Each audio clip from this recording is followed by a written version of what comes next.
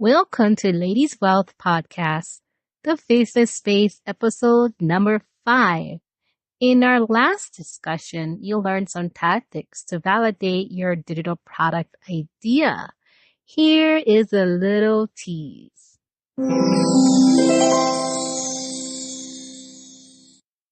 Number 2, draw from experience. If you have not chosen a niche, I recommend a sub-niche that is based on your life experiences knowledge, a topic that you can talk about for hours.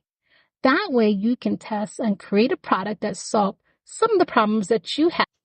If you missed that discussion, then once we are done here, rewind to episode 4 and hit that play button.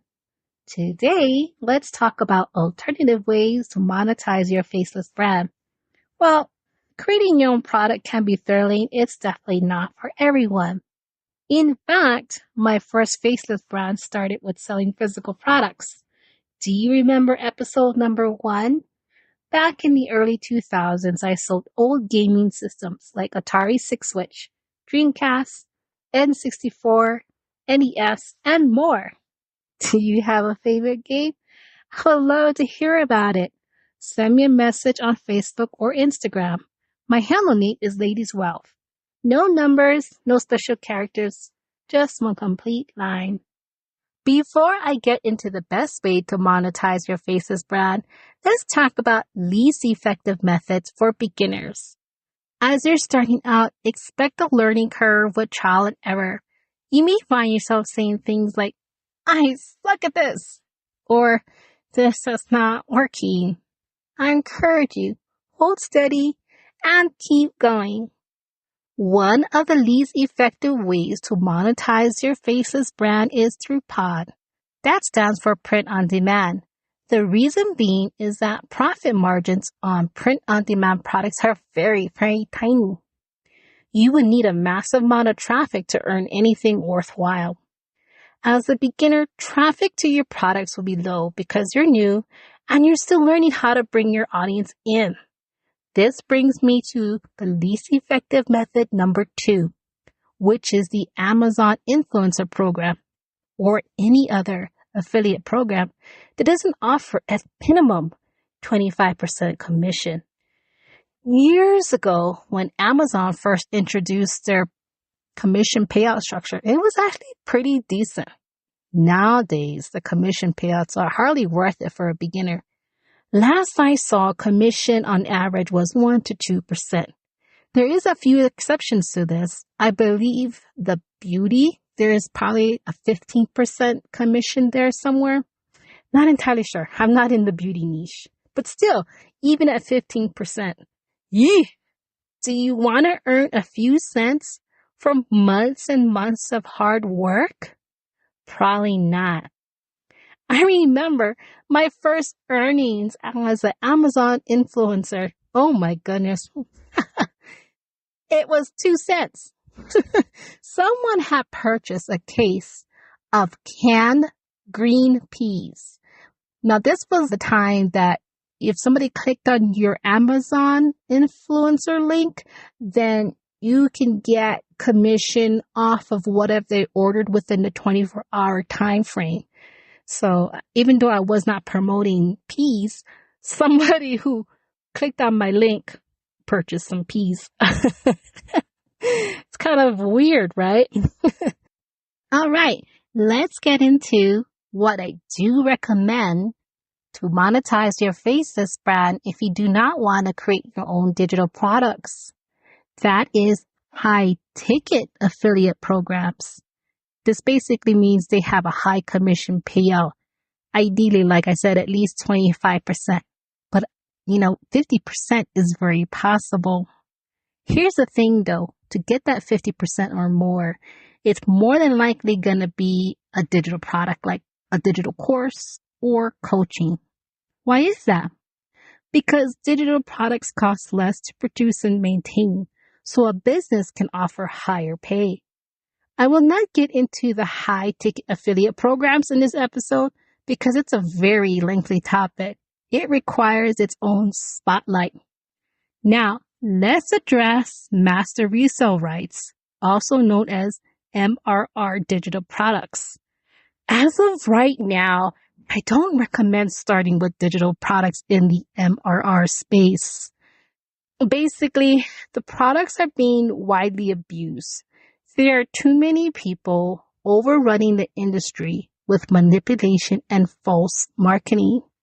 Something that you need to be aware of is that there's regulatory bodies that will regulate how you market your items. For instance, the Federal Commission has rules and guidelines on how we advertise them. Income claims and testimonies are regulated too. Having disclaimers is not enough. It's actually more involved than that. And a lot of the MRR products that are being marketed are not very compliant. Something that you need to know, I am not an attorney and I'm not providing legal advice. You would need to seek an attorney who specializes in compliance marketing. Also, I am not a representative of the Federal Trade Commission or any regulatory body. Whoo, that was a lot of information, don't you agree? So let's go over it one more time. To review, the 2 best ways to monetize your Faceless brand as a new person is number 1, creating your own digital product, or number 2, high ticket affiliate marketing. And the main reason this is because as you're learning, it's going to be really hard for you to bring in the traffic that you need because you just don't have that skills or that messaging just yet. Learning how to find the right audience requires time, practice, effort, and patience. So, are these the only way to monetize your Faceless brand? Absolutely not. There are a lot of methods. However, they do require traffic and more advanced skills. The other route you can take to monetize your Faceless brand is building it as a theme page on Instagram or anonymous channel on YouTube. Yet it's important to know and understand monetizing this way will take time. Realistically, as a beginner, plan at least 6 months or longer. In fact, there are cases where it took people 5 different tries to get it right. You may have heard about this, and you may have heard some people promising quick income with these theme pages or anonymous channels on YouTube. But it's very, very rare to turn these into profit within 3 months. Again, it all comes down to traffic and audience. With a theme page or an anonymous channel, you're building up your brand for a big following and high engagement. That way you can monetize your advertising space, brand deal, shout outs, and more. Hey, guess what? It's time to wrap up this episode, but don't leave just yet. Here is today's takeaways. The first time you do something will be challenging, and you might just want to give up. More than likely, there will be some failures, but please don't give up. Secondly, give yourself a lot of grace while figuring out the best monetization method for you and choosing something that will be a better payoff. That way, you will feel more energized and motivated to keep going. Join me next Tuesday for episode number 6, where I will talk about the things that will be roadblocks and obstacles. Let's tackle them right away. Tune in next week. Thank you for joining me. I really appreciate you taking the time to listen. Ladies Wealth, signing off.